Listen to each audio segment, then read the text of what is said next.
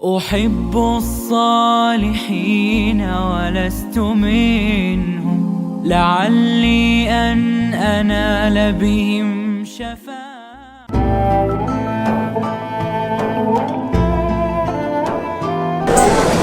اسمي Teguh Haikal Mauris, qaryati Bantai Biya, Matang Lempang 2. أنا من فصلي أول ثاني عاشر. طيب، في هذه الفرصة سأعطي لكم المفردة الجديدة. قولوا جماعة: غرفة النوم. غرفة النوم. غرفة النوم. ما معنى غرفة النوم؟ ما معنى غرفة النوم؟ Artinya kamar tidur. Artinya kamar tidur.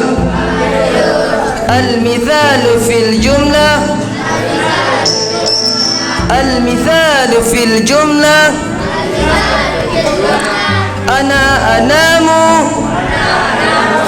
Ana anamu fi ghurfatin naum.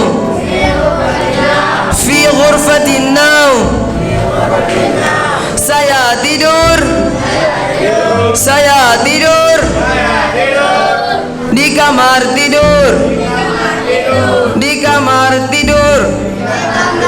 Saya tidur di kamar tidur.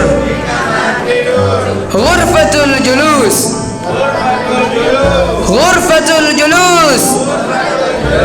Ghurfatul julus. ما معنى غرفة الجلوس؟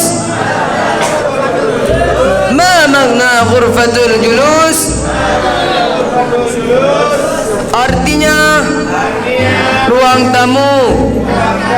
Artinya ruang tamu. Al-mithal fil jumlah. Al-mithal fil jumlah. نحن نجلس. نحن نجلس في غرفة الجلوس. في غرفة الجلوس. Kami duduk.